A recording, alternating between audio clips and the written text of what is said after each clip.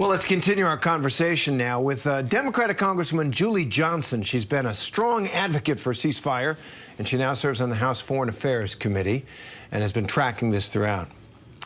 So, Congresswoman Johnson, this is a big day. I know you've been strong advocating to end this war and the suffering of the Gazan people. What's your reaction to this news today? We have a ceasefire. I know for the Israeli people and the families of Israel to finally have their loved ones returned has got to be a huge relief. And at least, while I would have loved for the release to be tomorrow, at least those families have a timeline that they can hopefully count on. And to the Palestinian people and the people of Gaza, the suffering has to end. And I'm sure that I hope that they are hopeful that they finally have an end to the hell that they've been in and some light at the end of the tunnel as well. You know, we've been on the air for hours now. Congresswoman, as you know, it was first President-elect Donald Trump that immediately put out on Truth Social, epic deal. We made it happen.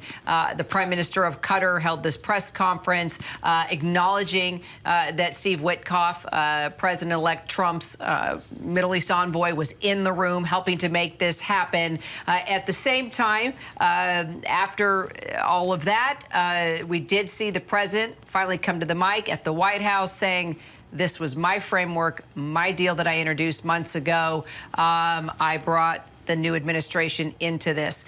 Is this a situation where we should acknowledge who's responsible, who's not responsible? Maybe both. Or maybe both. Or do we just move on and say, okay, let's talk about this deal. This is what we know so far. Let's get these hostages home and let's get peace in the Middle East. Or is it important right now to talk about politics in this new administration that's about to come in 5 days and that, you know, this is a really big deal, 5 days before inauguration?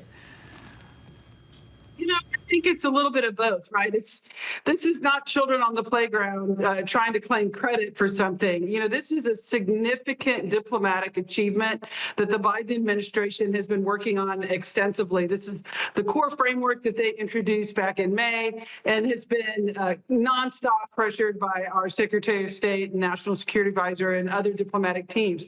Having said that, it was absolutely responsible for the president to bring in the Trump team, and they're the ones that are going to have to fulfill this agreement and ensure that Israel and Hamas both comply. And so, of course, it's responsible government, and that is what we need. We need both parties to be working together to present a united front for the interests of the United States and our strong allies and those in Israel and others. And so, you know, to say who gets credit, that's really immaterial.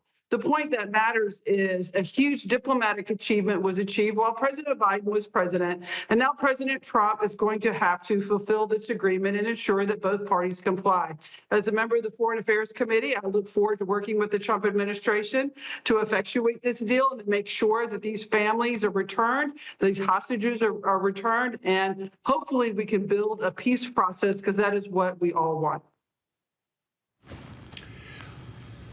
All right, so on the House Foreign Affairs Committee where you serve, are you at all worried that this deal could fall apart? We've heard over and over and over again during the course of this agonizing war, oh, they're real close, and this deal is phased in. The critical phase is coming later.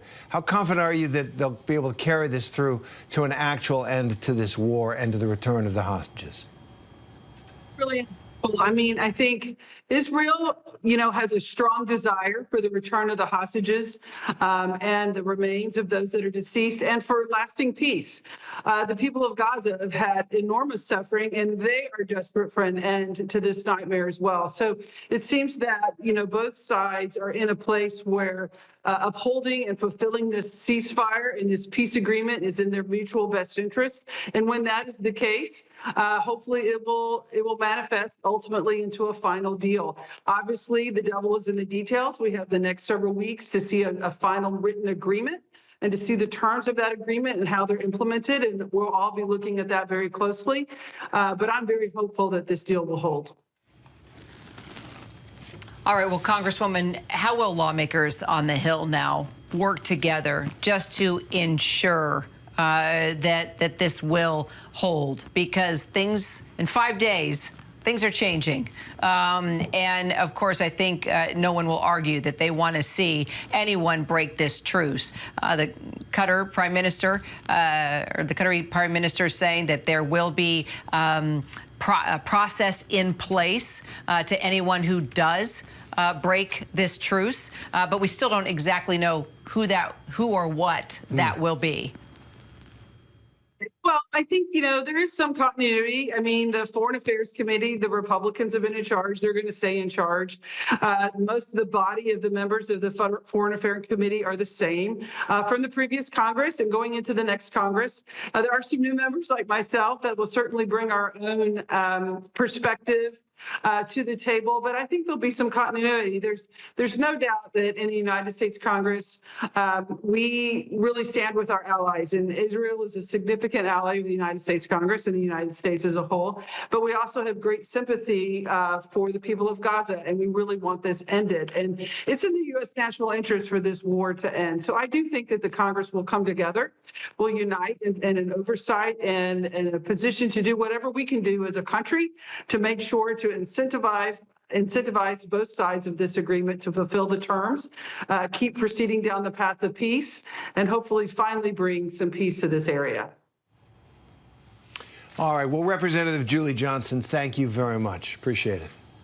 It's always a pleasure. Thank you so much.